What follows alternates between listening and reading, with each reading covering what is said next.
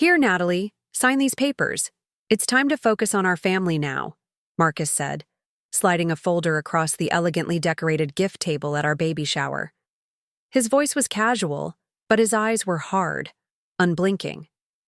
Before we jump back, tell us where you're tuning in from, and if this story touches you, make sure you're subscribed, because tomorrow I've saved something extra special for you. I glanced down at the document title, Transfer of Ownership, InnovateTech Solutions. The beautifully decorated room, filled with pink balloons and expectant smiles from our guests, suddenly felt airless. My mother-in-law Judith stood behind him, nodding encouragingly, a possessive hand on my husband's shoulder. "Is everything all right?" asked my best friend Zoe, approaching with a concerned expression. I smiled calmly, despite the rage building inside me. "Actually, no. My husband has just asked me to sign over my company, the one I built from nothing, at our baby shower." I lifted my gaze to meet Marcus's eyes. "I think we need a moment. Dominic?" At my word, 3 professionally dressed individuals stepped forward from different corners of the room. "Ms. Foster, is there a problem?" asked Dominic Carter, the head of the security team I'd quietly hired 3 weeks earlier when I'd discovered the first document draft in Marcus's email. "My name is Natalie Foster, and 4 years ago, I was just Natalie Reed, the founder and CEO of InnovateTech Solutions, a healthcare software company revolutionizing patient monitoring systems for hospitals across the Pacific Northwest. I'd built my business from the ground up after completing my master's in biomedical engineering and spending 3 years developing the core algorithm that would become our flagship product. What started as late nights coding in my tiny apartment had grown into a thriving company with 32 employees and a valuation of $22 million. My software had helped save countless lives by detecting critical changes in patient vitals before traditional monitoring systems could. That's how I met Marcus Foster at a healthcare innovation conference in Seattle. Tall, with perfectly styled, dark hair and a disarming smile, Marcus had the polished charm of someone who moved comfortably through the upper echelons of society. He approached me after my presentation, eyes bright with what I mistook for admiration. "Your patient prediction model is remarkable. The accuracy rates you're achieving are something my hospital network has been searching for," he said, extending his hand. Marcus Foster, Chief Strategy Officer at Pacific Northwest Medical Group. One business lunch led to another, and soon our professional relationship evolved into something more personal. Marcus was attentive, ambitious, and seemed genuinely interested in my work. 6 months into dating, he invited me to meet his family at their sprawling waterfront home on Whidbey Island. The warning signs were there from the beginning, though I chose to ignore them. The first dinner with the Fosters was an exercise in subtle disparagement disguised as curiosity. "A tech startup?" Judith Foster asked, swirling her wine with manicured fingers. "How fascinating that you've managed to keep it afloat in such a competitive field. Most of these little ventures fail so quickly." Harold, Marcus's father, had been more direct. "Technology is a young person's game, isn't it?" "What's your exit strategy? Surely you don't intend to run this startup forever." I explained that InnovateTech wasn't just a stepping stone. It was my life's work, my passion. The algorithms I'd developed were saving lives, and I was committed to expanding our reach. Marcus jumped in, his hand squeezing mine under the table. "Natalie's being modest. Her company is positioned for acquisition by one of the major healthcare systems. We're talking potentially life-changing money." I turned to him, confused. We had never discussed acquisition as a goal. In fact, I'd been clear about my vision for independent growth. Marcus smiled at me, a look that I would later recognize as warning, "Play along." Our relationship progressed rapidly after that.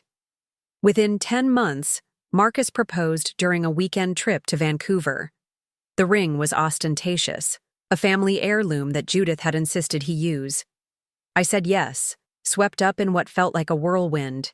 Romance, and the intoxicating feeling of being accepted by a family that seemed so perfect from the outside. The undermining began subtly after our engagement. Marcus started scheduling strategy sessions with me to discuss InnovateTech's future. His suggestions increasingly centered around preparing the company for sale. "You've created something valuable, Nat," he would say, "but the real win is leveraging that value before the market shifts. We could take the acquisition money and start something together, something bigger." I held firm to my vision. InnovateTech was growing steadily, our contracts with hospitals expanding, our software saving more lives every month. I had no interest in selling. The wedding was lavish, orchestrated almost entirely by Judith with minimal input from me. I compromised on almost everything except the guest list, insisting that my small circle of friends and my team from InnovateTech be included. The ceremony took place at the Foster family's church, followed by a reception at Seattle's most exclusive waterfront venue. During the reception, I overheard a conversation between Marcus and a hospital executive I didn't recognize. "Your bride's company, fascinating technology, would be a perfect addition to our digital health portfolio," the man said. Marcus nodded confidentially. "We're working on bringing it into the fold, just a matter of timing." When I confronted him later that night in our hotel suite, he dismissed my concerns. "It's just business talk, Nat. People expect a certain narrative. Besides, what's wrong with keeping our options open?" After the wedding, we moved into a beautiful home in Queen Anne that Marcus had chosen. I continued running InnovateTech, which was entering its most successful period yet. Our patient monitoring system had just received additional FDA clearances, opening up new market opportunities. We were hiring rapidly, and I was working longer hours than ever. Marcus's comments about my work schedule became increasingly barbed. "Another late night? I thought marriage might shift your priorities a bit." Then came the pregnancy, unplanned but not unwelcome. I was excited but also determined that motherhood wouldn't derail the momentum of InnovateTech. I brought on Tyler Rodriguez, a brilliant developer I'd worked with previously, as co-founder and operations lead to help manage the growing company while I prepared for maternity leave.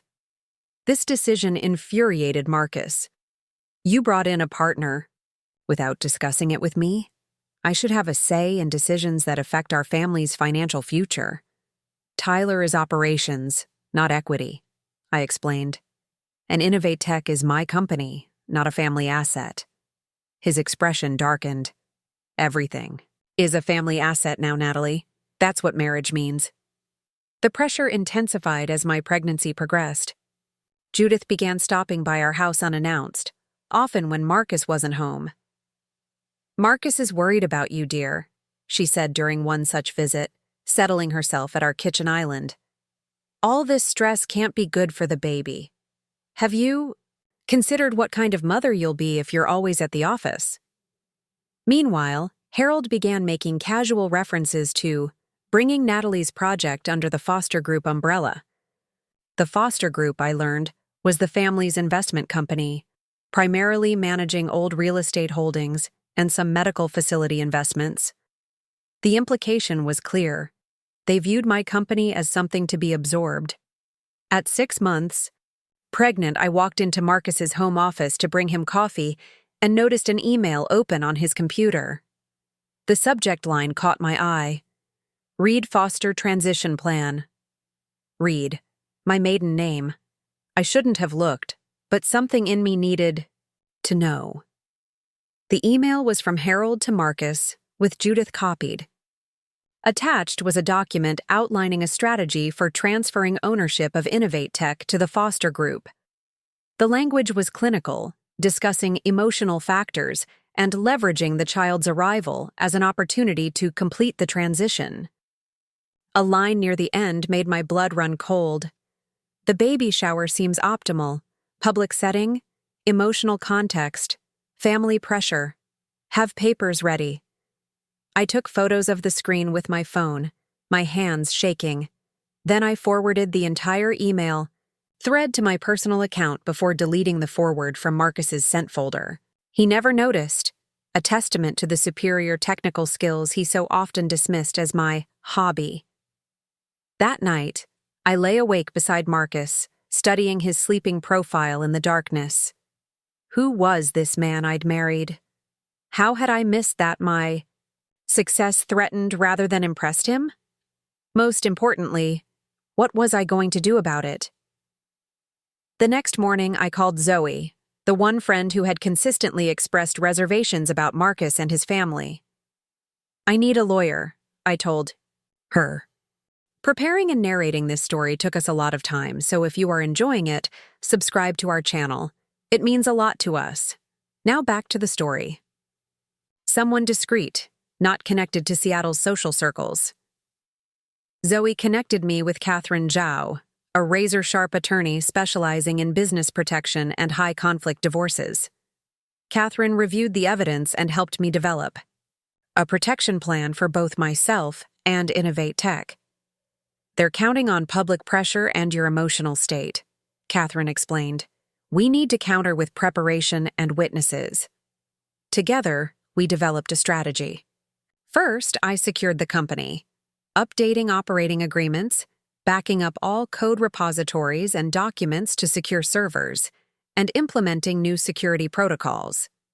I brought Tyler fully into my confidence, and he helped strengthen our technical safeguards.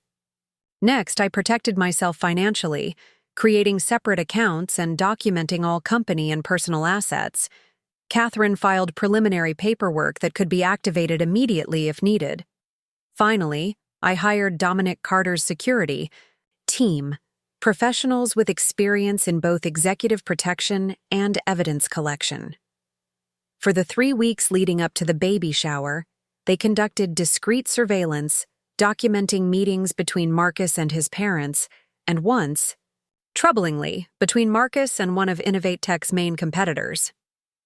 The baby shower was Judith's idea. "Let me handle everything," she insisted. "You focus on staying healthy for my granddaughter." I agreed, knowing it would give her a false sense of control. The event was planned for the Evergreen Gardens, and upscale venue overlooking Puget Sound. Judith had invited 70 people, mostly her friends and business associates, with only a handful of mine. The theme was lavish, a new air blooms, with pink roses and gold accents everywhere. The morning of the shower, I dressed carefully in a blush-colored maternity dress that concealed a recording device Catherine had provided. Dominic's team was already in position at the venue, one posing as a waiter, another as a photographer's assistant, and Dominic himself as a venue security manager. Marcus was attentive as we drove to the venue, his hand occasionally resting on my rounded belly. "Excited for today?" he asked. "Very," I replied, thinking of how different my expectations for the day were from his. The event began as planned. Guests arrived, gifts accumulated, and Judith held court, introducing me as our Natalie, with a possessiveness that made my skin crawl. I played my part, smiling graciously, accepting congratulations, pretending I didn't notice Marcus and Harold, having intense conversations in corners. After lunch was served and the customary shower games played, Judith clinked her glass. "Before we open gifts, I think Marcus has something special for Natalie." The room quieted as Marcus approached with a leather folder in hand. His smile didn't reach his eyes. "Natalie, with the baby coming, we've been talking about simplifying our lives," he began. "You've worked so hard building InnovateTech, and now it's time to focus on your most important job, being a mother." Murmurs of approval rippled through the crowd, mostly from Judith's friends, I noted.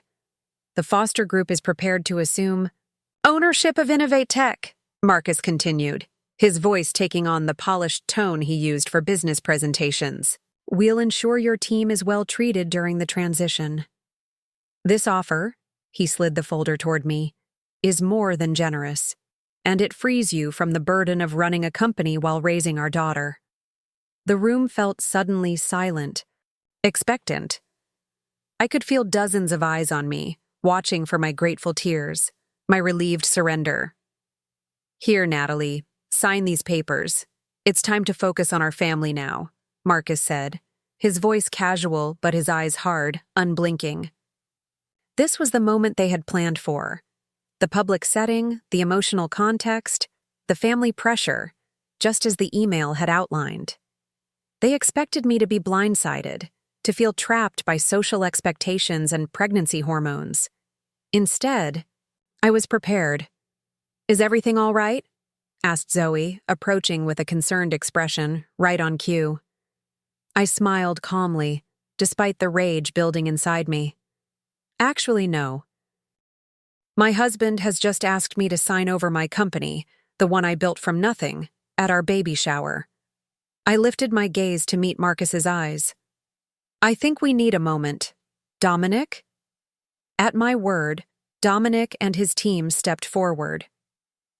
The photographer's assistant had stopped taking pictures and was now recording. The waiter had positioned himself near Harold, who had started moving toward us. "Ms. Foster, is there a problem?" asked Dominic, his presence immediately shifting the energy in the room. "Yes," I said, standing up with as much dignity as my 7 months pregnant body would allow. "My husband has just ambushed me with legal documents attempting to seize control of my company. I believe this constitutes coercion and possibly fraud." Marcus's face flushed with anger. "This is ridiculous. It's a family discussion." "Is that why you planned it for a public event?" I interrupted, projecting my voice so guests could hear. "Is that why the document is already filled out, requiring only my signature? Is that why you discussed using my emotional state as leverage?" I turned to face the confused guests. "I apologize for this uncomfortable situation, but I want witnesses to what's happening here. My husband and his family have been planning to pressure me into signing over my company. They deliberately chose this moment, believing I would be too embarrassed or overwhelmed to refuse." Judith stepped forward, her social mask slipping to reveal fury. "Natalie, you're clearly hormonal and confused. Marcus is only trying to help you. No one can run a company and be a proper mother." "Actually," came a voice from the doorway, "many women manage both quite successfully." Catherine Zhao walked in, elegant in a tailored suit, carrying her own leather portfolio. "I'm Catherine Zhao, Ms. Reed's attorney. And this," she gestured to a man entering behind her, "is Detective Wilson with Seattle PD's White Collar Division." A stunned silence fell over the room. Marcus looked from me to Catherine to the detective, comprehension slowly dawning on his face. "You set this up," he said, his voice low with disbelief. "No, Marcus, you set this up," I corrected him. "I just came prepared." Detective Wilson stepped forward. "Mr. Foster, we'd like to ask you some questions about a meeting you had last Tuesday with Michael Benson of HealthStream Technologies. We have reason to believe you may have been discussing proprietary information belonging to InnovateTech Solutions." Harold moved toward his son protectively. "This is preposterous. My son doesn't need to answer any questions without our attorney present." "That's his right," the detective agreed. "But we do have a warrant to seize certain electronic devices and documents." He turned to Dominic. "Mr. Carter, your team has the specifics." What followed was a carefully orchestrated legal intervention that Catherine and I had planned for multiple contingencies. While the detective spoke with Marcus, Dominic's team served legal papers to both Marcus and Harold, temporary restraining orders preventing them from accessing InnovateTech systems or contacting staff, and a formal notice that I was initiating divorce proceedings. Guests began leaving quickly, the festive atmosphere thoroughly shattered. Judith stood frozen, her social orchestration in ruins. For perhaps the first time in her life, she had no script to follow.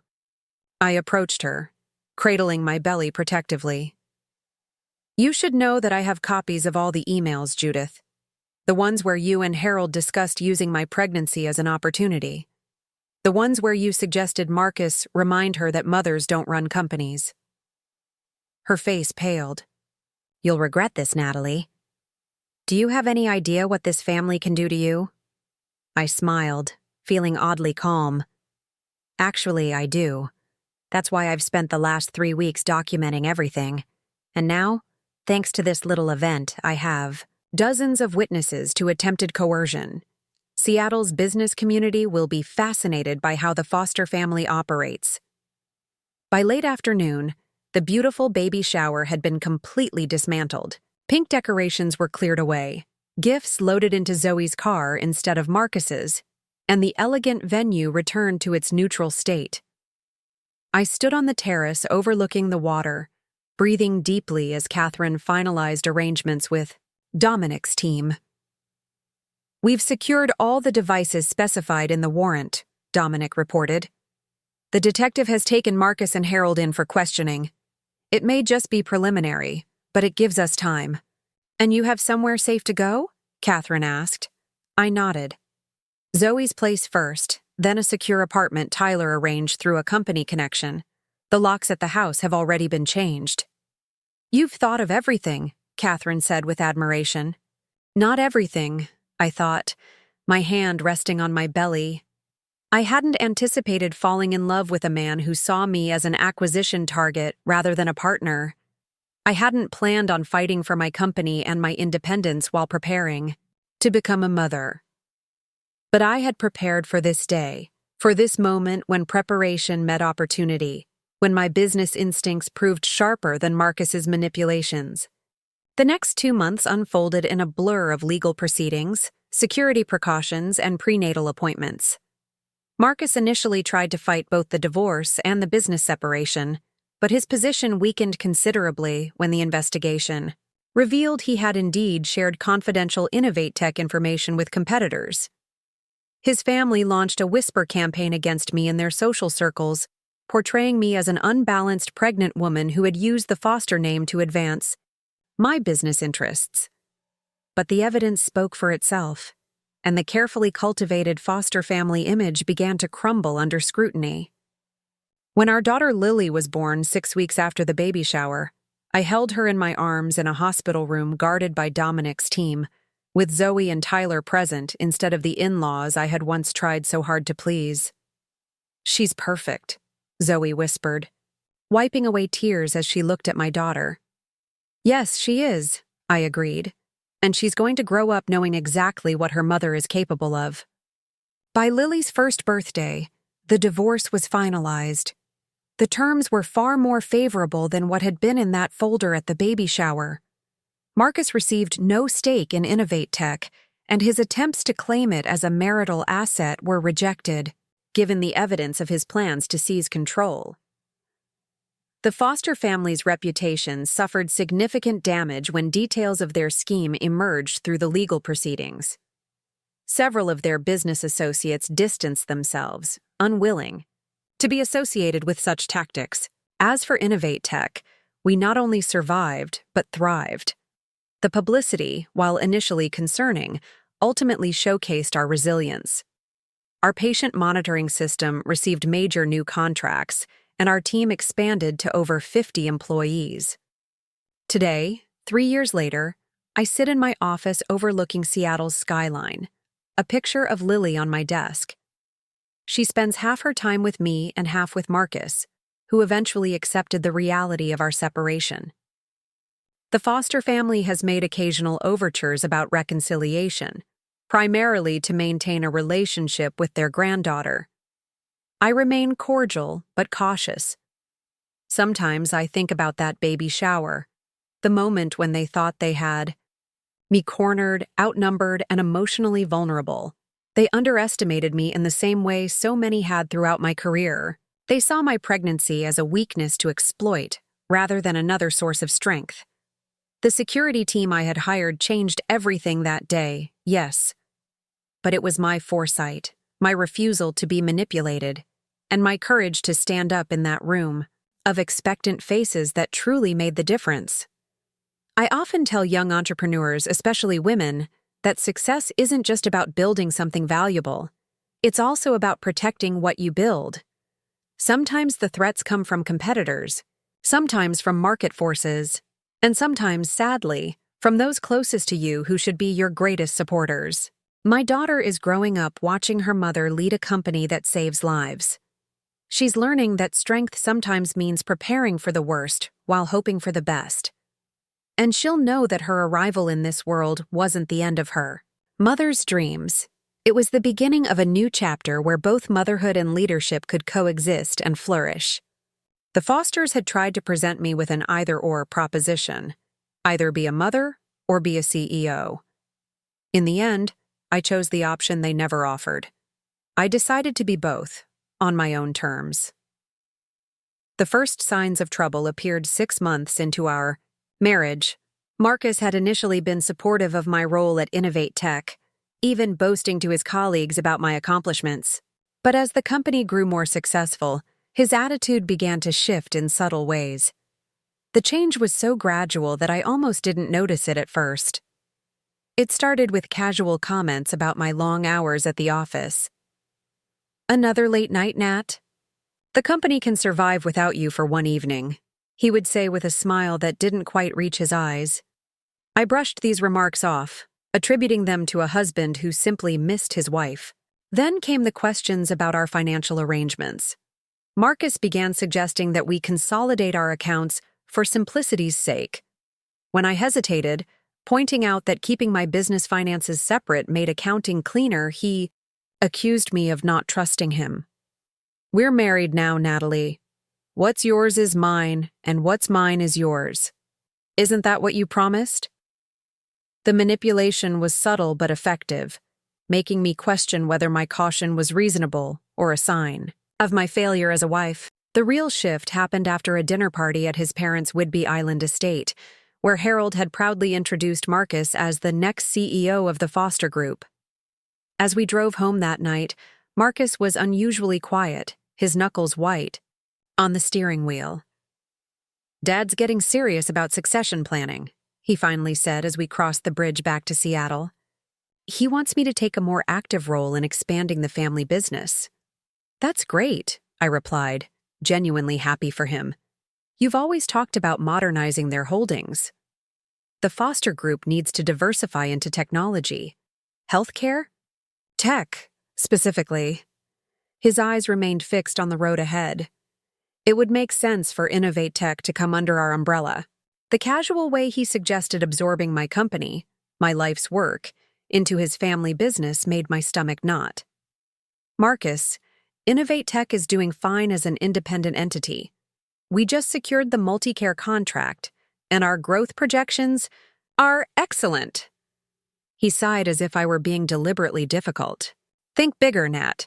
With the Foster Group's resources and connections, you could scale 10 times faster. Besides, isn't that the dream of every startup founder? To be acquired?" "Not my dream," I said firmly. "I started InnovateTech to transform patient care, not to flip it for a quick profit." Marcus fell silent for the remainder of the drive, but I could feel his disappointment radiating like heat. That night marked the first time I sensed that our visions for the future might be fundamentally incompatible.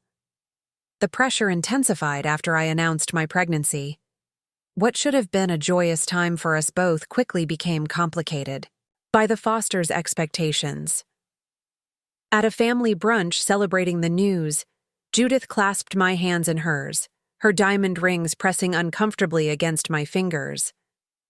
"This changes everything, dear," she said with a smile that felt predatory. Baby needs its mother present. Full-time motherhood is the most rewarding career a woman can have." Before I could respond, Harold chimed in.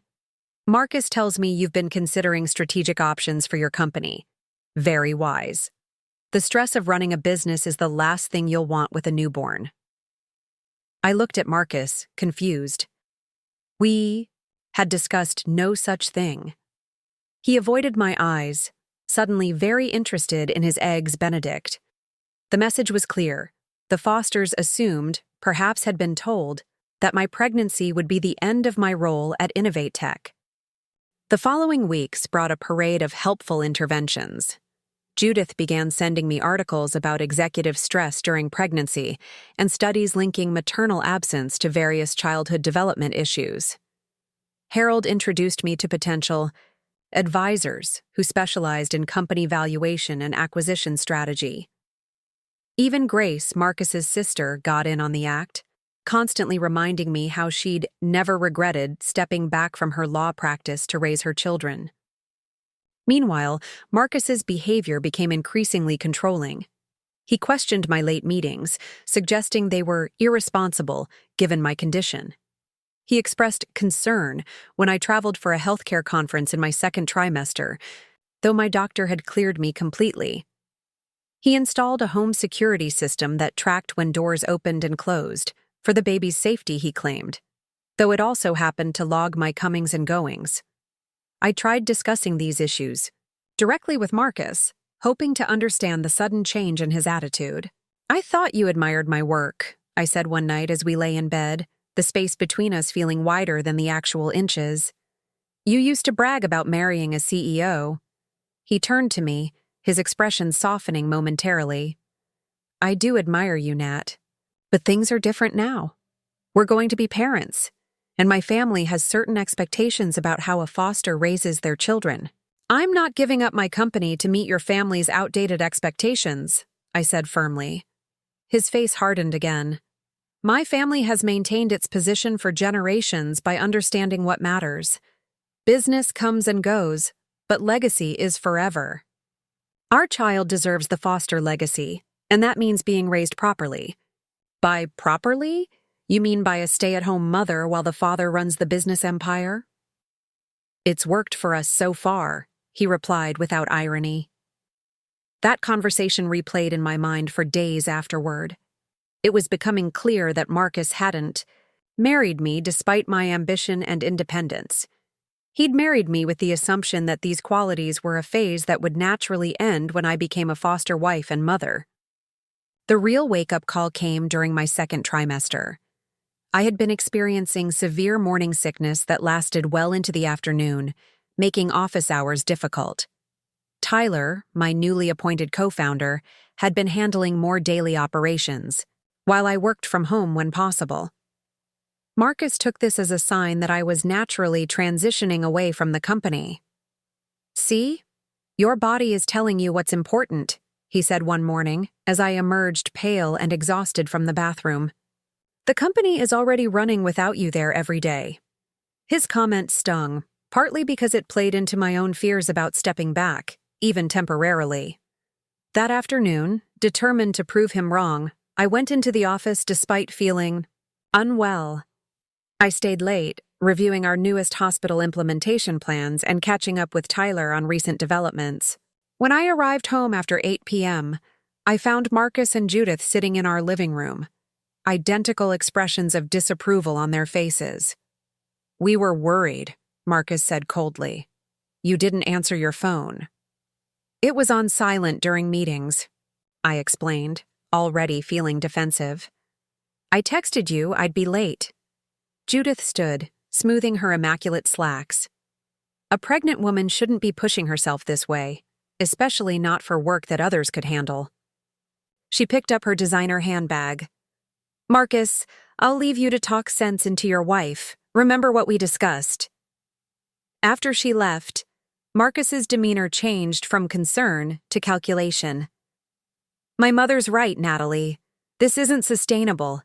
You need to start delegating more, permanently." "I am delegating," I countered. "That's why I brought Tyler on. I'm not talking about operations, I'm talking about ownership." He sat forward, suddenly all business. "The foster group can acquire InnovateTech now, at a premium valuation. You'd remain as a consultant during the transition, but be freed from day-to-day responsibilities. It's the perfect solution." I stared at him, finally seeing with complete clarity. This was never about my health or the baby, was it? This is about the Fosters acquiring my company. "It's about what makes sense for our family," he insisted. "The Foster Group has been looking to expand into medical technology. Your company is a perfect fit. Why struggle to grow it independently when we have the resources to scale it immediately?" Because it's mine, I said simply. I built it. I decide its future. His expression darkened. You're being selfish, Natalie. Think about what's best for our child. I am, I replied, my hand instinctively moving to my belly. I'm making sure she knows her mother doesn't give up her dreams because someone else thinks she should. That night, sleeping in separate rooms for the first time in our marriage, I began to strategize. If Marcus and his family were planning something, I needed to be prepared. The next morning, I called Tyler and asked to meet him off-site, away from the office where Marcus occasionally dropped in unannounced. Over coffee at a small cafe in Fremont, far from our usual downtown haunts, I confided my concerns to Tyler. He listened without interruption, his expression growing increasingly troubled. I've noticed some unusual inquiries about our company structure, he confirmed when I finished. A lawyer claiming to represent a potential investor asked for our operating agreement last week. I didn't think much of it since we're always fielding interest, but in light of what you're saying... Did you share it? I asked, alarmed. Only the standard public-facing version, nothing with the detailed ownership structure. Tyler's eyebrows furrowed. Natalie, if your husband's family is planning some kind of hostile move, we need to lock things down immediately. We spent the next 2 hours developing a protection plan for InnovateTech. Tyler would quietly update our security protocols and back up all our intellectual property to secured servers. I would review our corporate documents with our company attorney to ensure there were no vulnerabilities that could be exploited. As we prepared to leave, Tyler hesitated. There's something else you should know. Marcus came by the office last month when you were at that doctor's appointment. He requested a tour of our server room and asked a lot of questions about our backup systems. He met my eyes directly. I thought it was just spousal interest, but now I'm not so sure. A chill ran through me. Did he have access to anything sensitive? Not directly, but he was very interested in our organizational chart and reporting structure. Wanted to know who would step up if you needed to take extended leave. The implications were clear. Marcus was mapping the company's vulnerabilities, perhaps looking for ways to argue that my absence wouldn't impact operations, thereby making it easier to push me out. That evening, I made an excuse about a prenatal yoga class and instead met with Zoe at her apartment. Unlike my other friends who had been charmed by Marcus, Zoe had maintained a healthy skepticism about him and his family from the beginning. They're too perfect, she'd observed after first meeting the Fosters. Nobody's that polished without hiding something. Now, as I explained the situation to her, Zoe's expression shifted from concern to determination. You need legal protection. Nat, not just for the company but for yourself and the baby. I'm not sure I'm ready to go that far, I said, though the weight in my stomach suggested otherwise. At least talk to someone, she urged. I know a fantastic attorney who specializes in both business protection and high-conflict divorce. Just a consultation to understand your options. I flinched at the word divorce, but nodded. Deep down, I knew that things with Marcus had moved beyond simple misunderstanding or family pressure. There was calculation behind his actions, a strategic effort to gain control over both me and my company.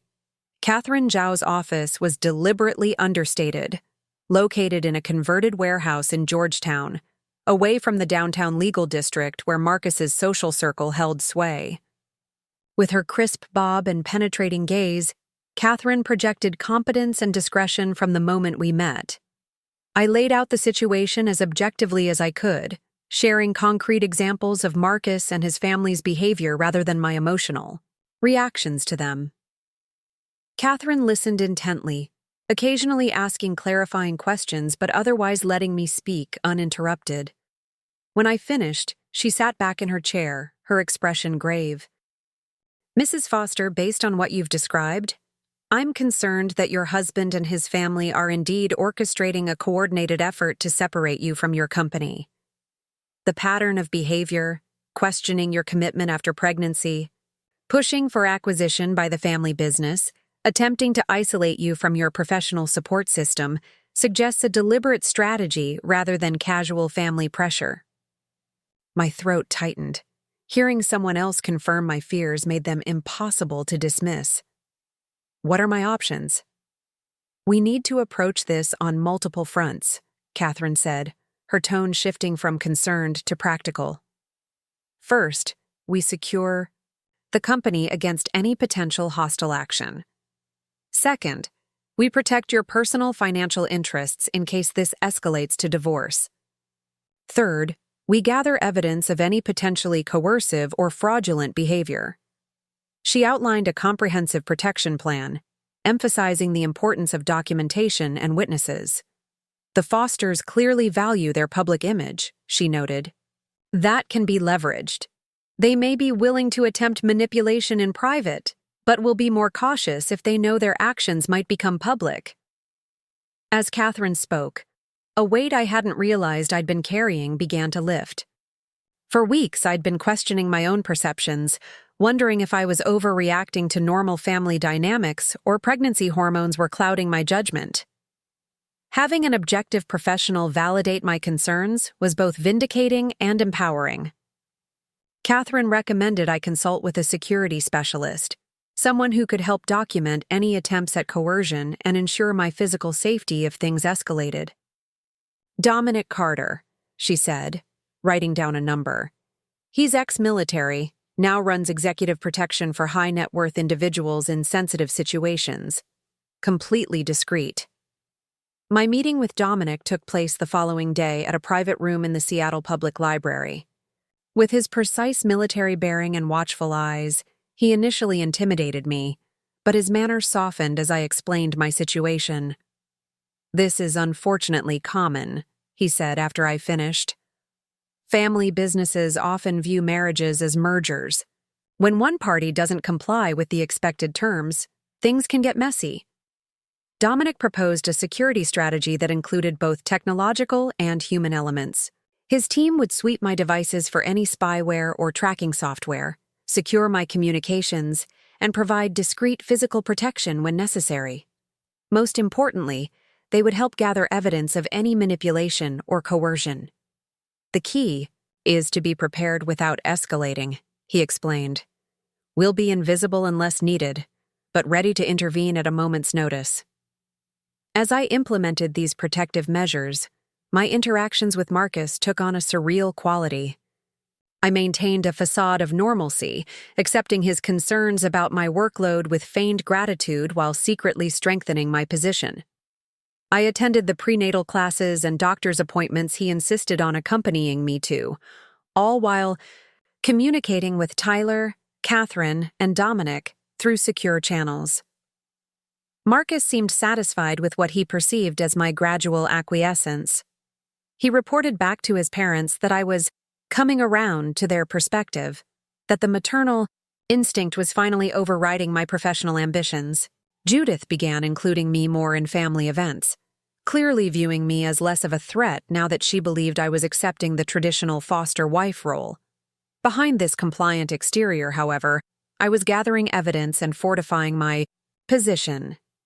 Tyler discovered that someone had attempted to access our company's financial records using administrative credentials that could only have come from my personal computer. Dominic's team identified spyware on my laptop that was capturing my keystrokes and screenshots, installed around the time Marcus had upgraded my computer as a thoughtful gift. Most damning of all was an email thread I discovered when borrowing Marcus's tablet to check the weather while he was in the shower. The conversation between Marcus, Harold, and their family attorney outlined a strategy for gaining control of InnovateTech that involved leveraging Natalie's maternal transition and executing the transfer before she can change her mind post-delivery. The baby shower plan was mentioned specifically. Public setting limits potential for resistance. Emotional context makes refusal appear unreasonable. Family witnesses create pressure to comply. I forwarded these emails to my secure account and deleted the evidence of my snooping, my hands shaking with both anger and vindication. This was the proof I needed that the Fosters' concern for my well-being was a calculated front for their business ambitions. The final piece fell into place when I overheard Marcus on the phone with someone from HealthStream Technologies, one of InnovateTech's main competitors. I had returned home early from a doctor's appointment, entering quietly through the garage. Marcus was in his home office, the door ajar. "The IP will be under Foster Group control within the month," he was saying. "Once the transfer is complete, we can discuss integration options." Yes, her team would be redundant at that point. No, that won't be an issue. She'll be focused on the baby by then. He was already planning to dismantle my company and sell off its valuable parts, likely terminating the team members who had been with me from the beginning, the people who had believed in my vision when no one else did. That night, I met with Catherine, Tyler, Zoe, and Dominic to finalize our counter-strategy. The baby shower was 10 days away, and based on the emails I'd discovered, that was when the Fosters planned to execute their takeover. "We need to be prepared for multiple scenarios," Catherine advised. "The ideal outcome is that your husband and his family back down when they realize you've discovered their plan and taken protective measures. However, we should be ready for a more aggressive response." Dominic outlined the security arrangements for the shower. "My team will be in position throughout the venue, one as waitstaff, one as a photographer's assistant, and myself as venue security. We'll be recording everything, and will intervene if any coercion occurs." Tyler confirmed that InnovateTech was now technically secure. "All critical systems require multi-factor authentication that only you and I can provide. I've also prepared documentation of recent access attempts from unauthorized sources. Zoe, who would be attending the shower as my closest friend, would stay by my side throughout the event, ready to create a diversion if needed, or serve as a witness to any inappropriate pressure. And I've prepared the legal paperwork," Catherine added. "Temporary restraining orders preventing access to company assets and, if necessary, divorce proceedings with documentation of financial manipulation and coercion." As we finalized these plans, I felt a complex mix of emotions. There was anger at the betrayal, sadness for what my marriage had become, fear about facing my husband's powerful family, and anxiety about bringing a child into such a conflict. But underlying it all was a steely determination that hadn't been there before. The Fosters had underestimated me, assuming that pregnancy and impending motherhood would weaken my resolve. They were about to discover how wrong they were. The days leading up to the baby shower were tense. I maintained my role as the gradually yielding wife, allowing Judith to take control of the shower arrangements while I focused on resting and preparing for the baby. Marcus seemed pleased with my apparent surrender, becoming more affectionate and less controlling as he believed his plan was working. "You'll see, Nat," he said one night as we lay in bed, his hand on my swollen belly. "Once the baby comes, you'll understand that some sacrifices are worth making. Family is everything." I murmured agreement, thinking not of the Foster family legacy, but of the daughter growing inside me. What kind of example did I want to set for her? Would I teach her to surrender her dreams to meet others' expectations, or show her how to stand firm in the face of manipulation and control? The answer was clear. Whatever happened at the baby shower, I would not be signing away my company or my autonomy. The Fosters wanted to use my child as leverage against me, but they had it backwards. She wasn't my weakness. She was my strength, my reason for ensuring that neither of us would be controlled by their antiquated expectations. The morning of the shower dawned bright and clear.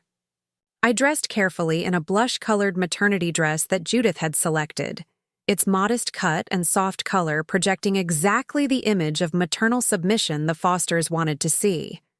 Beneath this compliant exterior, however, I was armed with both technology and resolve.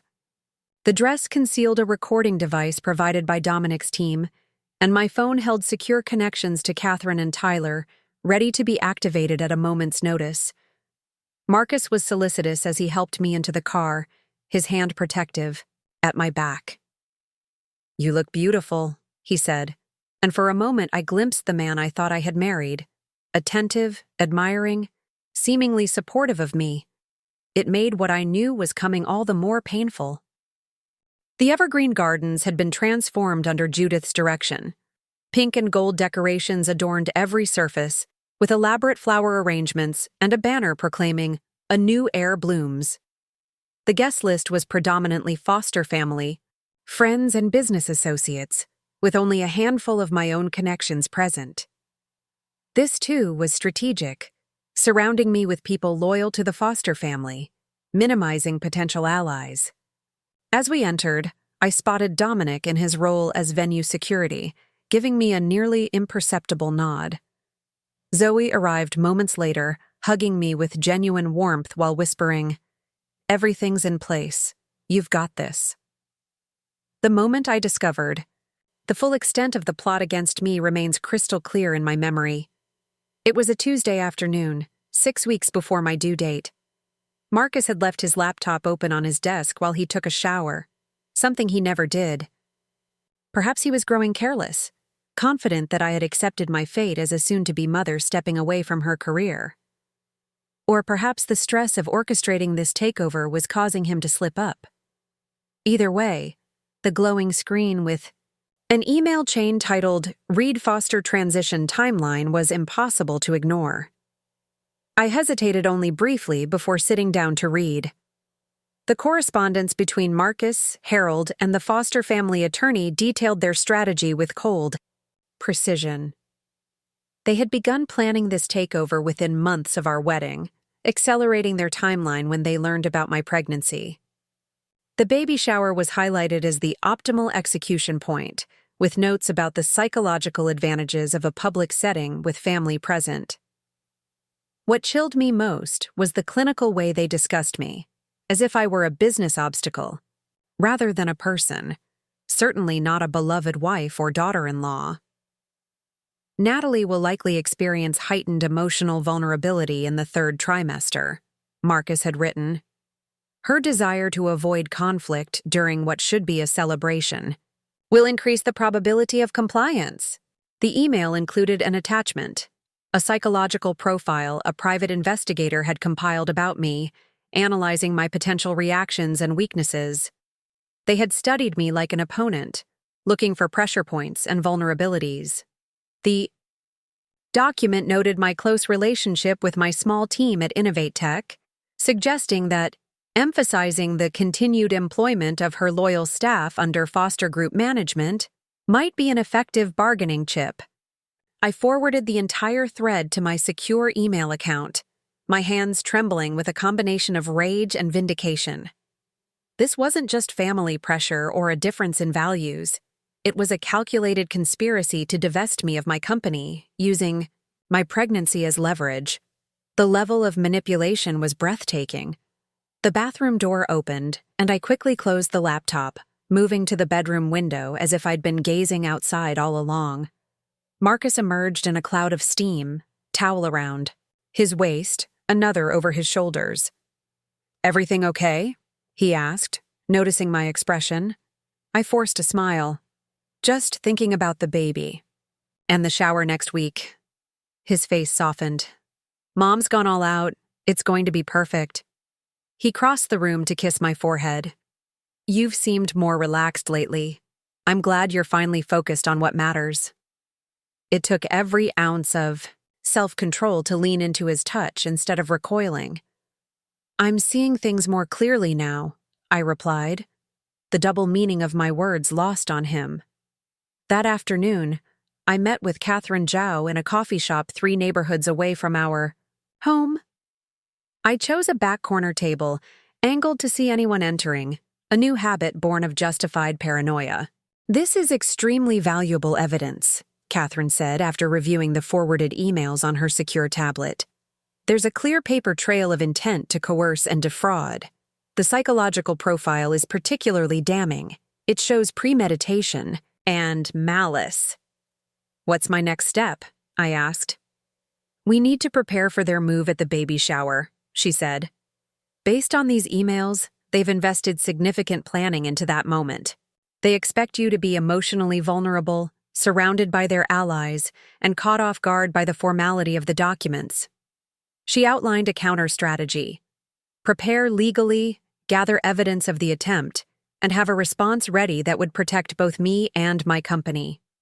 The key is to appear unaware until they make their move, she advised. Let them believe their plan is working. As Catherine spoke, the reality of my situation washed over me. The man I had married, the man whose child I was carrying, had been plotting against me almost from the beginning. The in-laws I had tried so hard to please saw me as nothing more than an obstacle to their family's expansion plans.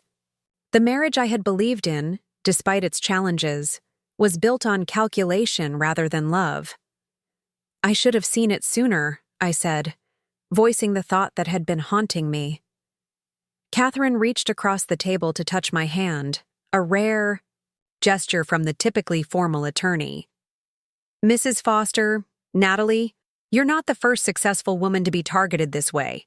The Fosters identified your company as an acquisition target and determined that marriage was the most efficient path to control. That's on them, not you. Her words provided cold comfort, but comfort nonetheless. I wasn't naive or foolish. I was the victim of a sophisticated scheme by people who made a practice of such manipulation.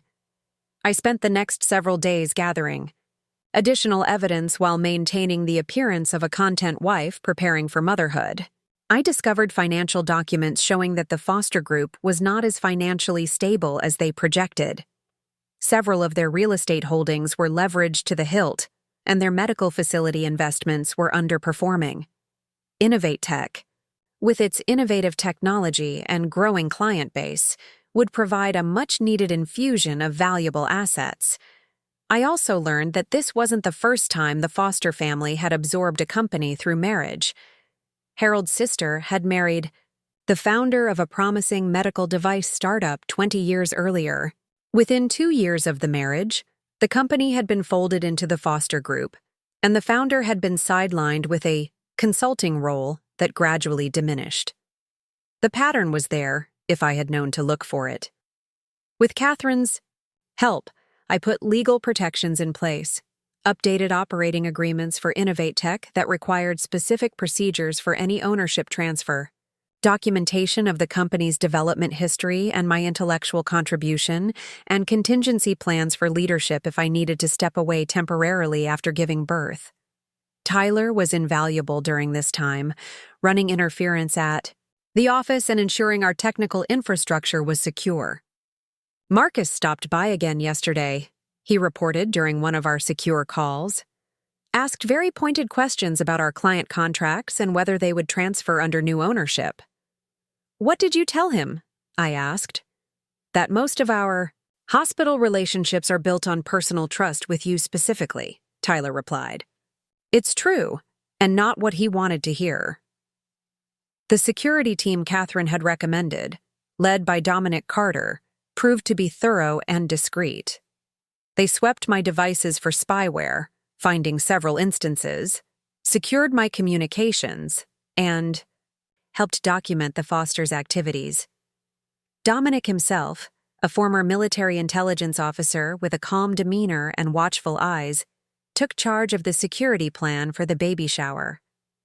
Based on the emails you've shared, we anticipate they'll make their move during the gift opening portion of the event, he explained during our planning session.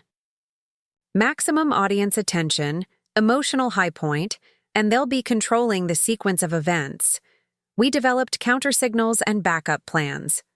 Dominic's team would be positioned throughout the venue, one posing as waitstaff, another as a photographer's assistant, and Dominic himself as venue security. All would be wearing discreet recording devices. Catherine would be on standby with legal documents of our own, ready to respond to whatever the Fosters presented. Don't engage. Immediately, Dominic advised. Let them make their full play. Yet, in the face of this painful reality, I had found strength I didn't know I possessed. I had protected what I built. I had refused to be manipulated or controlled. And perhaps most importantly, I had begun setting an example for my unborn daughter about standing up for oneself, even when it's difficult, even when it means standing alone. The security team escorted me to a secure apartment that Tyler had arranged through a company connection. As I settled into the unfamiliar space that would be my temporary home, I felt the baby move vigorously, as if expressing her own approval of our newfound independence. "It's just you and me now, little one," I whispered, resting my hands on my belly. "But we're going to be okay. Better than okay." For the first time in months, I believed it. The aftermath of the baby shower confrontation unfolded with the same calculating precision that had characterized the foster family's original plan, except now I was the one in control of the narrative. Standing in that elegant venue with the remnants of pink decorations being cleared away, I had made a decision that would permanently alter the course of my life and my daughter's future. There would be no going back, no reconciliation, no compromise. That would leave any part of my company or my autonomy in the foster's hands. Detective Wilson escorted Marcus and Harold to the police station for questioning about their communications with HealthStream Technologies. While corporate espionage charges weren't guaranteed, the investigation alone would send ripples through Seattle's business community. The Fosters had always traded on their reputation for integrity and old money respectability. Even the suggestion of impropriety would damage them in ways their wealth couldn't easily repair. Judith remained at the venue long after the guests had departed, her social mask finally cracking to reveal the fury beneath. "This display was completely unnecessary," she hissed as Catherine and I prepared to leave. "You could have discussed your concerns privately, like civilized people. Instead, you've created a spectacle that hurts everyone, including your unborn child." "The spectacle was your design, Judith," I replied calmly. "You chose a public setting to pressure me into compliance. You didn't expect me to resist, that's all." Her eyes narrowed. "You have no idea what you've done. The Fosters have been in Seattle for 5 generations. We have connections you can't begin to imagine. Your little company won't survive this." Catherine stepped between us. "Mrs. Foster, I suggest you speak with your family attorney before making statements that could be construed as threats. Your family's influence won't protect you from consequences." Dominic and his team escorted me to a secure apartment that Tyler had arranged through company connections. The location was known only to my innermost circle: Tyler, Zoe, Catherine, and Dominic himself. The space was impersonal but comfortable, equipped with everything I would need for the coming weeks, including advanced security measures and a home office setup that would allow me to continue running InnovateTech remotely. As the security team conducted a final sweep of the apartment, I stood by the window watching Seattle's skyline fade into twilight. The enormity of what had happened, what I had done, was finally sinking in. I had publicly accused my husband and his family of fraud and manipulation. I had initiated divorce proceedings while 7 months pregnant. I had torpedoed my connection to one of Seattle's most influential families. And yet, beneath the anxiety and uncertainty, I felt a profound sense of rightness. For months, I had been living a lie, pretending to accept the Fosters' vision for my future while secretly planning my defense. Now, everything was in the open. Whatever happened next, I would face it honestly, on my own terms. "The apartment is secure," Dominic reported, joining me at the window. "We've installed additional monitoring on the building entrances and the elevator to this floor. My team will maintain a rotation outside your door for the next 72 hours, until we're confident the immediate situation has stabilized." "Do you think they'll try something?" I asked. His expression remained professionally neutral. "The Fosters have just suffered a significant public embarrassment. People in that position sometimes react impulsively. Better to be cautious." After Dominic left, Zoe arrived with the gifts from the shower, the legitimate ones, baby items rather than legal documents designed to strip me of my company. She helped me settle in, ordering dinner and unpacking essentials with the practical efficiency that had made her such a valuable friend. "How are you really doing?" she asked as we sat in the living room with containers of Thai food between us. I considered the question carefully. Strangely calm, like I've been holding my breath for months and can finally exhale. She nodded. That makes sense. You've been living under siege. She hesitated, then added, Have you thought about what happens if Marcus contests the divorce? If he tries to claim parental rights? The question sent a chill through me. In my focus on protecting InnovateTech, I hadn't fully processed the implications for my daughter. Catherine mentioned that the evidence of manipulation strengthens my position, but ultimately courts favor shared custody when possible. You'd be okay with that? After everything he's done? I rested my hands on my belly, feeling the baby's movements. I don't know. I want to believe Marcus would be a good father, that his manipulations were about business, not our child. But I don't know if I can trust that anymore. That night, alone in the unfamiliar apartment, sleep eluded me. My phone buzzed repeatedly with messages from Marcus, alternating between anger, disbelief, and attempts at reconciliation. This is a misunderstanding, one text read. Let me explain everything. Then, an hour later, You've made a terrible mistake. My father's attorneys will destroy you. And finally, near midnight. Please, Nat, think about our daughter. We can work this out. I didn't respond to any of them, following Catherine's advice to maintain communication only through legal channels. Instead, I focused on the practical steps ahead, securing InnovateTech against potential retaliation, preparing for single motherhood, and navigating what would likely be a contentious divorce. The next morning brought the first wave of consequences. The Seattle Business Chronicle published an article titled Foster Family Scandal: Attempted Corporate Takeover Through Marriage. The story was careful to present both sides, but the damage to the Foster's reputation was evident. Several comments from sources close to the family suggested that InnovateTech had been targeted specifically because of its valuable healthcare technology patents and its potential acquisition by HealthStream. By midday, Tyler reported that 3 members of the Foster Group's board of directors had resigned, unwilling to be associated with the emerging scandal. Harold had been asked to step back from day-to-day operations pending an internal investigation. Marcus's position as Chief Strategy Officer at Pacific Northwest Medical Group was suddenly under review. Their whole house of cards is starting to collapse, Tyler said during our secure video call. We're getting calls from investors who previously wouldn't give us the time of day. Everyone wants to be associated with the underdog who stood up to the Foster machine. What about our existing contracts? I asked, concerned that the negative publicity might affect our hospital relationships. Rock solid. If anything, our hospital partners are reaffirming their commitment. Nobody wants to be seen siding with corporate espionage, especially not in healthcare. While the business implications were unfolding in my favor, the personal ramifications were more complex. My phone was flooded with messages from acquaintances and distant friends, some offering support, but many simply fishing for gossip. The story had spread through Seattle's social circles with predictable embellishments.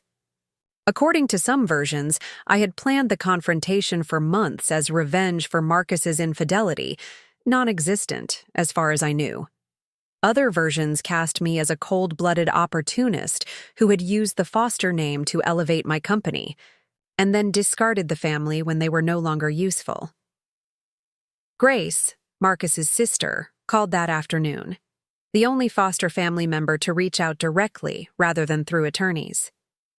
I want you to know I had no idea what they were planning, she said, her voice tight with emotion.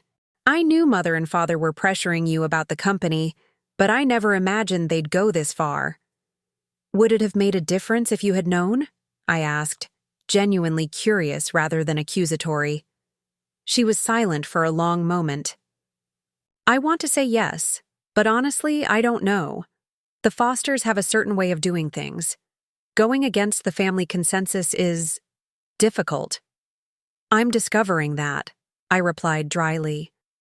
For what it's worth, I think what you did was brave. Terrifying for the family, but brave. She paused. I'd like to still be in my niece's life if that's possible. I promise to consider it, touched by her gesture but wary of maintaining any foster connection that could be used against me. Grace had always been the most independent member of the family, having fought her own battles to maintain her legal career despite Harold and Judith's disapproval. Still, her loyalty ultimately lay with her family, and I couldn't risk exposing myself or my daughter to further manipulation. Catherine called that evening with updates on the legal front. Marcus has retained Philip Montgomery as divorce counsel, she reported. Montgomery was one of Seattle's most aggressive divorce attorneys, known for scorched earth tactics that left both parties financially and emotionally drained. This suggests they're planning to fight rather than negotiate. What's their leverage? I asked. We have documentation of their plans. We have witnesses to the attempted coercion. They'll likely attack your fitness as a mother, Catherine said bluntly. They'll argue that your focus on your company makes you unable to provide proper care and attention to your child. They'll position Marcus and his family as stable, traditional caregivers with resources and time to devote to your daughter. The strategy was so predictable, so perfectly aligned with the foster family's worldview, that I almost laughed. So, they're doubling down on the same argument they used to try to take my company, that I can't be both a CEO and a mother. Exactly. It's a narrative that still resonates with some judges, unfortunately. We'll counter with evidence of your preparations for balanced motherhood and work, emphasis on your strong support network, and of course, the documentation showing the foster's manipulative behavior. The following days fell into a new rhythm. Mornings were dedicated to InnovateTech, with Tyler and I conducting business virtually while our legal team reinforced our corporate protections. Afternoons focused on prenatal care and preparation for my daughter's arrival, now complicated by the need for heightened security and the absence of my planned support person. Evenings were consumed by legal strategy sessions with Catherine, documenting every interaction with the Fosters and building our case for both the divorce and potential custody battle. 1 week after the baby shower confrontation, Marcus requested a meeting. Catherine advised against it, but I felt a need for closure, or at least clarity, about how our relationship had deteriorated so completely. We met at Catherine's office, neutral territory with the additional security of her staff's presence. Marcus arrived looking nothing like the polished, confident man I had married. His normally perfect hair was uncombed, his designer clothes wrinkled, his eyes shadowed with exhaustion. For a moment, I felt a flicker of the connection we had once shared, or that I had believed we shared. Thank you for agreeing to see me, he began, his voice lacking its usual authoritative tone. I wanted to talk without lawyers if possible. Just us. Catherine stays, I replied firmly, but we can speak directly. He nodded, accepting this boundary. What happened at the shower? I know how it looked. But you have to understand, the foster group has operated the same way for generations. Bringing promising businesses into the family fold is what we do. So you admit you married me to acquire my company? The direct question hung in the air between us. No, I married you because you were brilliant and beautiful and unlike anyone I'd ever met. His expression seemed genuinely pained. The company was a consideration, yes, but not the reason. A consideration, I repeated flatly. Along with my willingness to set aside my career for motherhood, my amenability to foster family control, my usefulness in your family's expansion plans. You're twisting everything. He ran a hand through his disheveled hair. Yes, my parents were interested in InnovateTech's potential. Yes, there were discussions about eventually bringing it under the foster group umbrella. But that's business, Natalie. It doesn't mean what we had wasn't real. What we had, I said slowly, was a relationship built on calculation and manipulation. You studied me like an opponent, Marcus. You had a psychological profile created to identify my vulnerabilities. You plan to use our child, our daughter, as emotional leverage to take my company. That was my father's idea, he protested weakly. Things got out of hand, but we can fix this. We can start over, create proper boundaries with my family. I studied him, trying to separate truth from manipulation. Was this genuine remorse, or simply another strategy now that the original plan had failed? The sad reality was that I could no longer trust my own judgment where Marcus was concerned. He had expertly played on my emotions before. I couldn't risk falling for the same tactics again. I don't see a path forward for us, Marcus, I said finally. Too much has been revealed about your true priorities and your willingness to deceive me. I can't rebuild trust after that, and I won't expose our daughter to that kind of dysfunction. His expression hardened, the vulnerability disappearing as quickly as it had appeared. If that's your decision, I won't beg. But understand that I will not be excluded from my child's life. The fosters protect their own, and my daughter is a foster whether you like it or not. Genetics don't make a family, I replied. Actions do. And your actions have shown exactly what kind of family the fosters really are. He left without another word, the meeting accomplishing little beyond confirming that reconciliation was impossible. Whatever feelings had once existed between us had been poisoned by deception and betrayal. The focus now had to be on protecting my daughter and myself from further manipulation. That evening, alone in the secure apartment, I felt the baby move. Vigorously, as if responding to the day's tension. I placed my hands on my belly, trying to transmit calm and reassurance. We're going to be okay, I whispered. We don't need the fosters or their legacy. We'll create our own.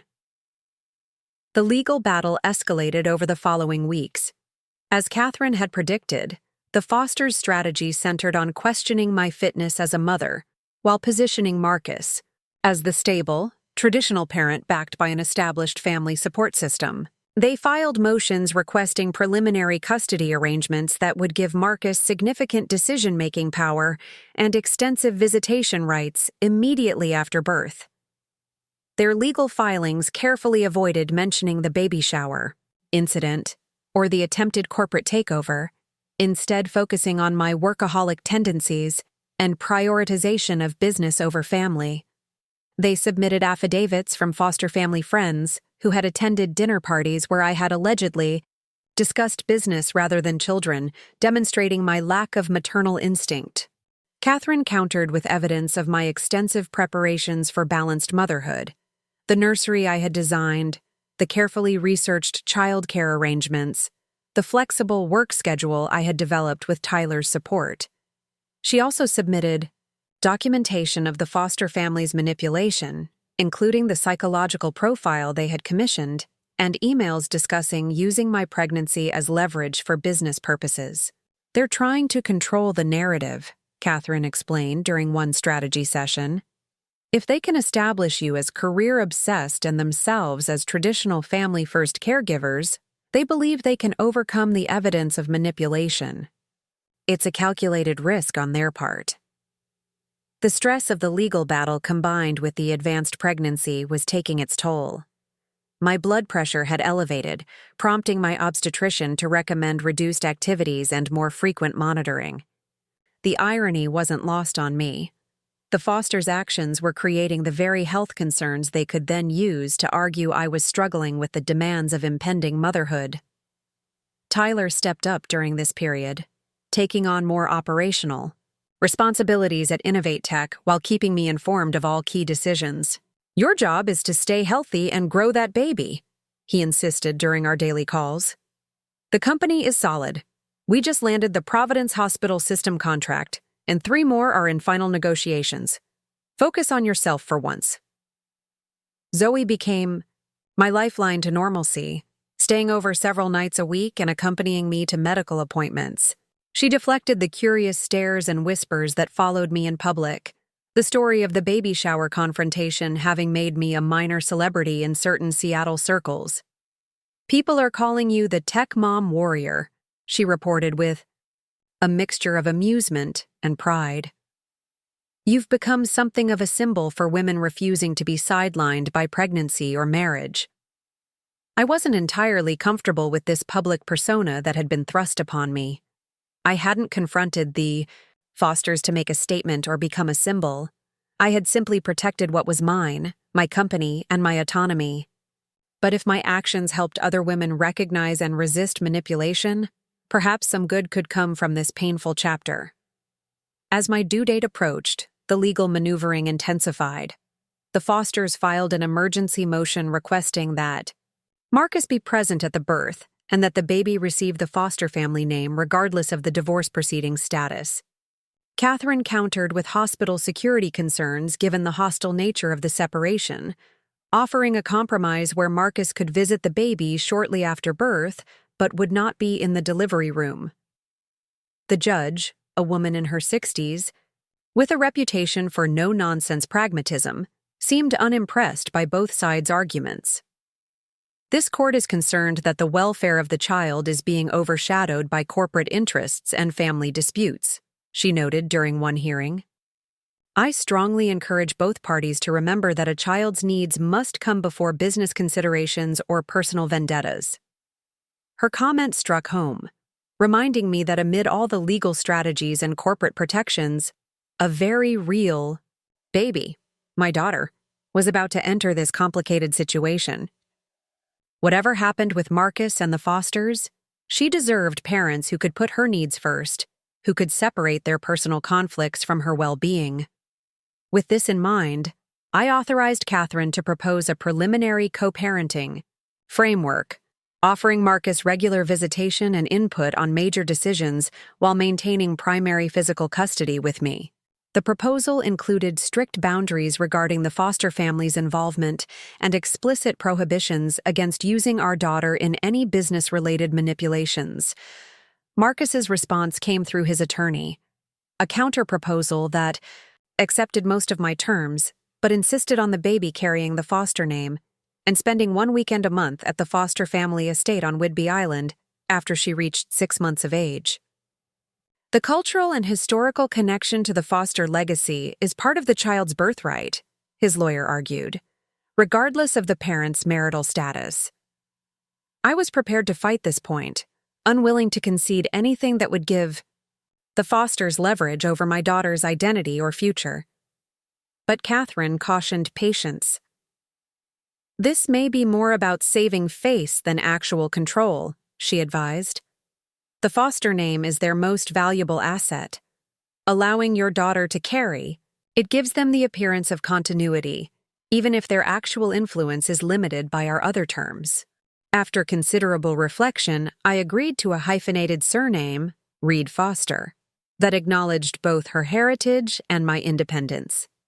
It was a small concession that secured Marcus's agreement to the more substantive protective measures I had demanded.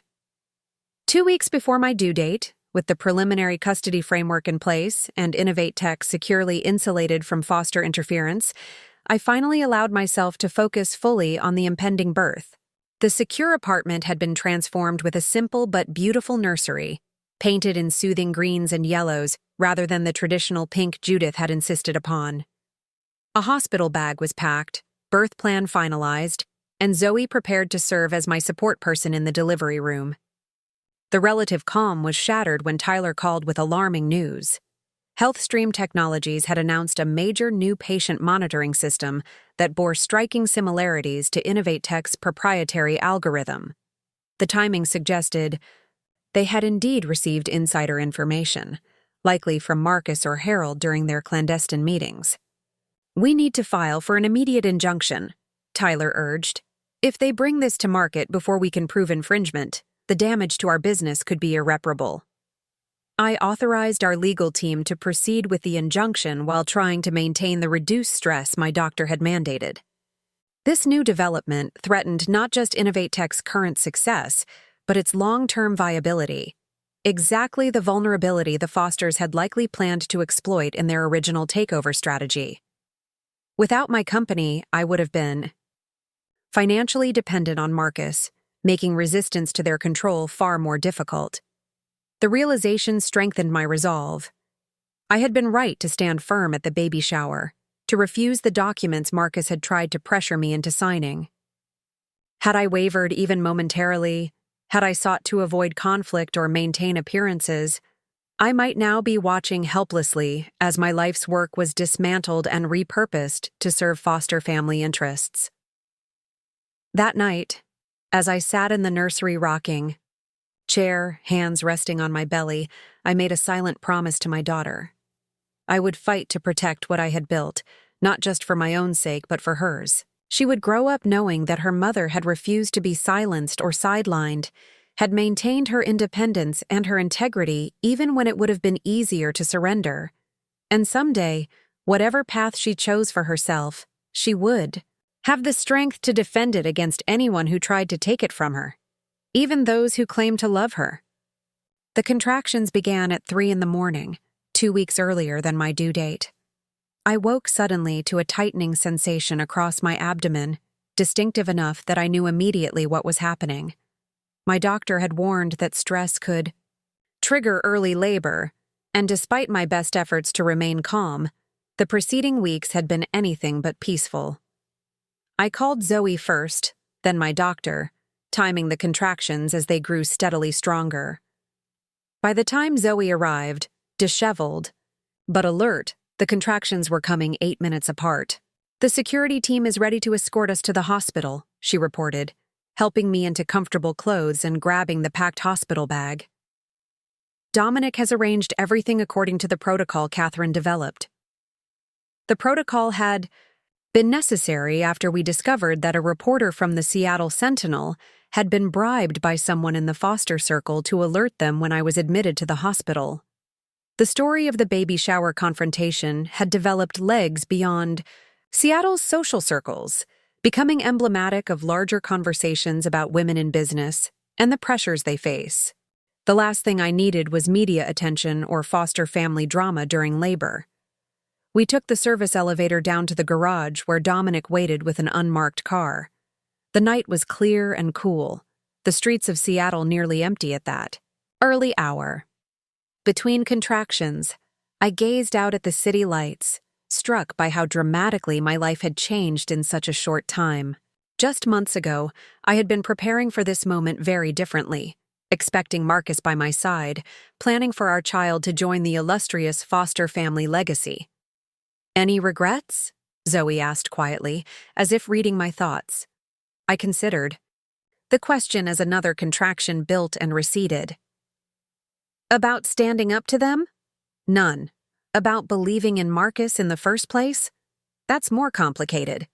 We arrived at Northwest Memorial through the staff entrance, where my obstetrician, Dr. Chen, was waiting. A trusted member of the hospital security team escorted us to a delivery room registered under a pseudonym. These precautions might have seemed excessive, but the Fosters' reactions to the baby shower confrontation had been unpredictable enough to warrant caution. "Your blood pressure is elevated," Dr. Chen noted after checking my vitals. "Not dangerously so, but we'll need to monitor it closely. The baby's heartbeat is strong, which is excellent."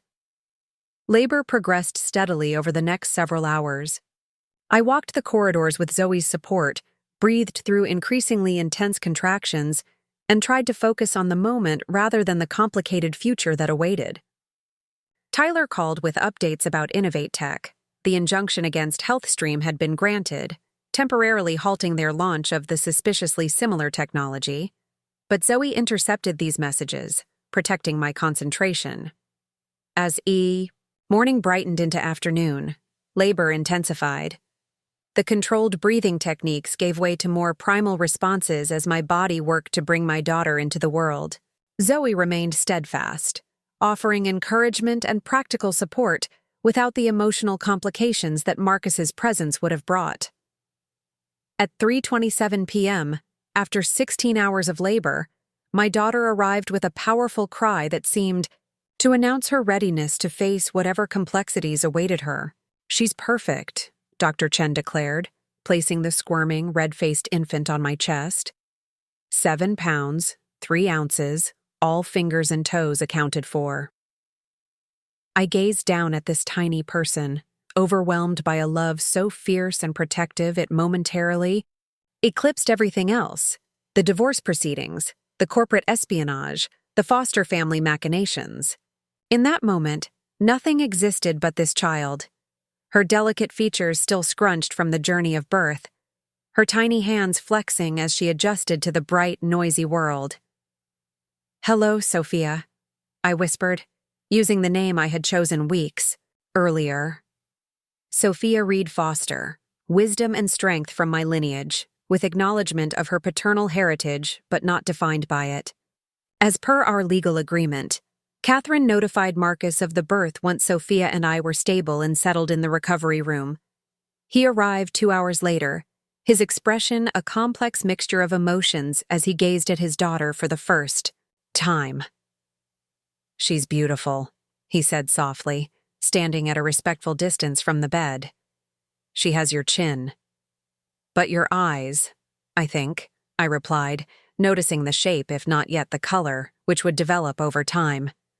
An awkward silence fell between us, the weight of all that had happened making this moment of shared joy impossible to navigate naturally. How did one co-parent with someone who had attempted to use their child as leverage in a corporate takeover? What kind of father would Marcus be, given all I now knew about his character and priorities? "I brought this for her," he said finally, placing a small package on the bedside table. Inside was a silver rattle, elegant in its simplicity, with Sophia's initials engraved rather than the foster family crest I had half expected. It was a thoughtful gift, with no obvious agenda or manipulation behind it.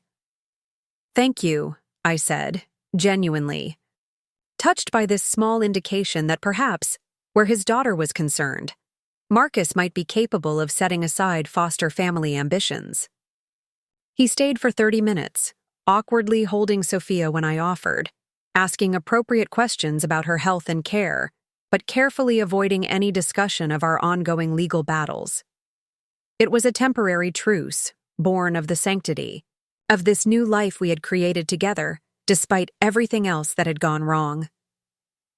After he left, promising to visit again the following day during the designated hours our agreement allowed, Zoe returned with herbal tea and a sympathetic expression. "That seemed almost civilized," she observed cautiously. "For Sophia's sake, I hope it wasn't just for show," I replied, cradling my sleeping daughter. "She deserves better than to be a pawn in whatever game the Fosters decide to play next." The hospital stay passed in a blur of nursing attempts, medical checks, and brief, carefully managed visits. Catherine had arranged for a temporary restraining order preventing Judith from visiting after we received word that she planned to bring a photographer from Seattle Social Magazine to capture the newest foster heiress. Marcus complied with the visitation schedule without complaint, coming alone each time and focusing solely on Sophia. 3 days after the birth, Tyler visited with news too significant to relay by phone. "The SEC has opened a formal investigation into the foster group," he reported in hushed tones as Sophia slept in her hospital bassinet. "Something about financial discrepancies that predate our situation, but were flagged during the increased scrutiny after the baby shower incident." "How serious is it?" I asked, thinking of the implications for Marcus and, by extension, for Sophia. "Potentially very serious. There are rumors of misappropriated investor funds, falsified financial statements, the works." He hesitated. "There's more. We've been approached about a potential acquisition, not by HealthStream or the Foster Group, but by Meridian Healthcare. Their CEO reached out directly, extremely interested in our patient monitoring technology. Meridian was one of the largest healthcare systems in the country, with the resources to scale InnovateTech's innovations nationwide. Under different circumstances, such interest would have been cause for celebration." "What are the terms?" I asked, professional instincts kicking in despite my exhaustion and the postpartum hormones flooding my system. "Preliminary, but very favorable. They're offering 3 times our current valuation, with guarantees for the team's continued employment and your role as head of innovation if you want it." He smiled slightly. I think they're trying to position themselves as the ethical alternative to HealthStream after the attempted corporate espionage became public. I promised to review the offer once I was home with Sophia, though the irony wasn't lost on me. After fighting so hard to prevent the Fosters from forcing me to sell my company, I was now considering a voluntary sale under terms that respected my team and my vision. The day we were discharged from the hospital, Seattle was experiencing one of its rare perfect summer days. Clear blue skies, mild temperatures, a gentle breeze carrying the scent of salt water from the Sound. Dominic's security team escorted us to a different apartment from the one I had occupied before the birth, another precaution against unwanted visitors or media attention. This new space had been prepared with meticulous care. A fully equipped nursery decorated in the soothing green and yellow palette I had chosen. A comfortable rocking chair positioned near windows overlooking a quiet courtyard, a kitchen stocked, with easy meals and snacks for late-night feeding sessions. Zoe had arranged everything according to the plans we had made weeks earlier, creating a sanctuary where Sophia and I could begin our life together, away from the chaos of legal proceedings and corporate battles. The first weeks of motherhood passed in the timeless rhythm of newborn care, feeding, changing, brief periods of sleep punctuated by Sophia's hungry cries, or simply my own need to check that she was still breathing, still perfect, still mine. Zoe stayed for the first week, then transitioned to daily visits. Tyler managed InnovateTech remotely, sending only the most essential updates for my input. Catherine handled the ongoing legal matters, shielding me from all but the most critical decisions.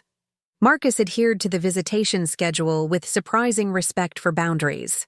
He came 3 times weekly for short visits, gradually growing more comfortable holding Sophia and participating in her care. He never brought other foster family members, never attempted to discuss business or divorce proceedings, never overstepped the careful parameters we had established. 1 month after Sophia's birth, as I was settling into a more sustainable routine and beginning to re-engage with InnovateTech's operations, Catherine arrived with significant news. The foster group's financial troubles had deepened considerably, with the SEC investigation leading to a dramatic restructuring. Harold had been forced to step down as CEO, replaced by an external executive brought in to salvage what remained of the company's reputation. Several properties, including the Whidbey Island estate, had been quietly listed for sale. Marcus's position has been eliminated in the restructuring, Catherine reported. He's essentially unemployed, with significant personal liability for some of the financial improprieties the investigation has uncovered. The revelation shifted the power dynamic of our ongoing divorce and custody negotiations. Marcus, once backed by the formidable foster family fortune and influence, was now potentially facing legal jeopardy of his own. His financial future, once seemingly bulletproof, was suddenly precarious. Has he indicated how this affects his position regarding Sophia? I asked, concerned less about the divorce terms than about my daughter's relationship with her father. That's why I came in person, Catherine replied, her expression softening. He's requested a meeting outside of court to discuss a revised custody arrangement. His attorney indicated he's willing to concede primary decision-making authority to you in exchange for preserved visitation rights. The meeting took place in Catherine's office the following day, with Sophia asleep in her carrier beside me. Marcus arrived alone, without his high-powered attorney, dressed in noticeably less expensive clothes than his usual designer attire. The physical changes in him were striking: weight loss, new lines around his eyes, a gravity that hadn't been present before.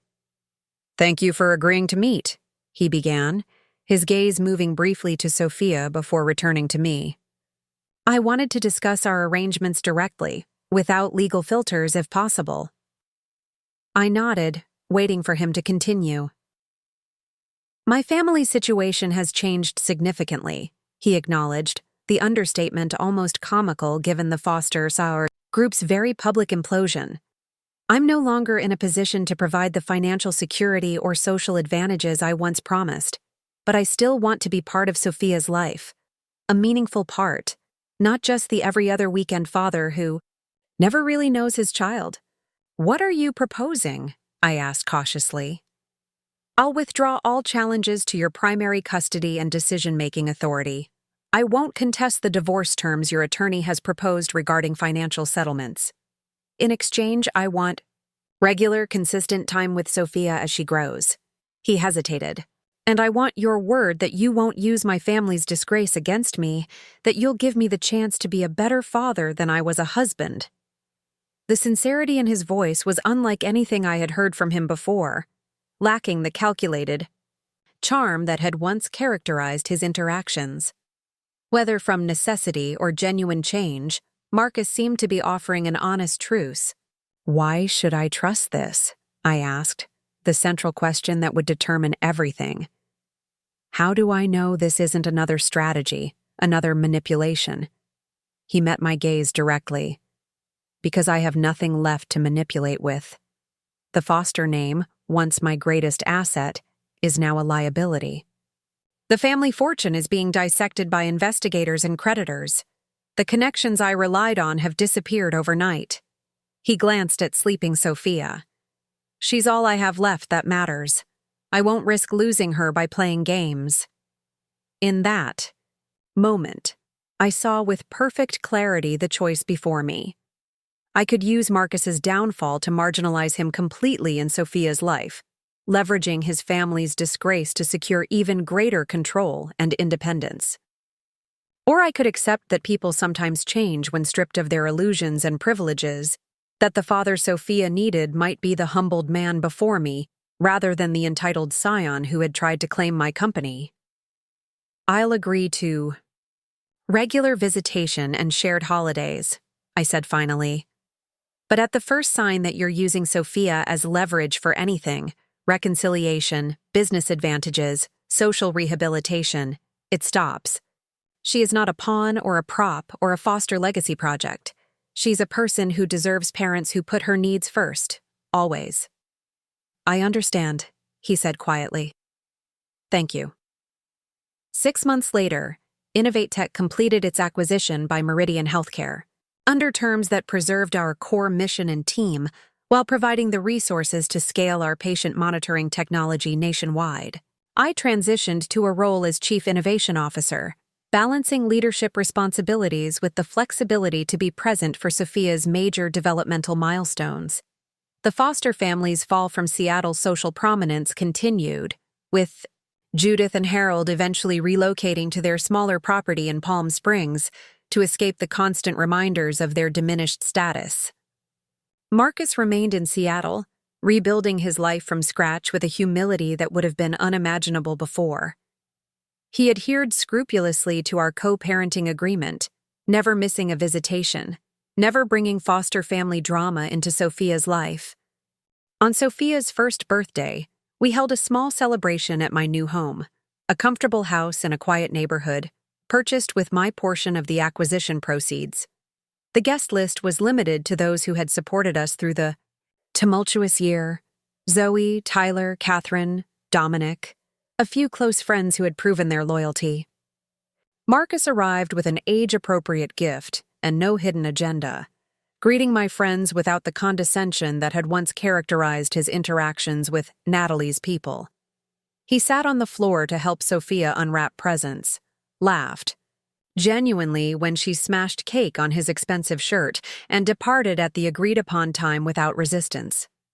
As the party wound down, I stood in the kitchen with Zoe, watching through the window as Sophia explored the backyard garden with Tyler's patient assistance. "Could you have imagined this outcome a year ago?" Zoe asked, gesturing around at the peaceful scene. "When you were standing in that baby shower with Marcus trying to take your company?" I considered the question carefully. "No," I admitted. I was fighting for survival then, professional and personal. I couldn't see past the immediate battle. The security team I had hired for the baby shower had indeed changed everything, creating the opportunity for me to stand firm against manipulation and coercion.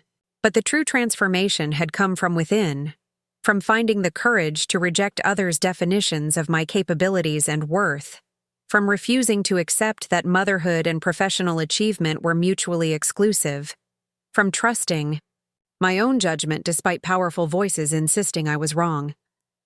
Sophia toddled unsteadily toward a butterfly, her face alight with discovery and joy. In that moment, I knew with absolute certainty that the example I was setting, of resilience, independence, and integrity, was the most valuable inheritance I could provide. Not a family name or a corporate empire, but the living demonstration that she need never surrender her dreams or her autonomy to anyone, no matter how convincingly they claimed it was for her own good. Some lessons could only be learned through struggle and resistance. The security team I had hired changed everything that day at the baby shower. Yes, but it was my willingness to fight for what was rightfully mine that had truly transformed our future. Up next, you've got 2 more standout stories right on your screen. If this one hit the mark, you won't want to pass these up. Just click and check them out.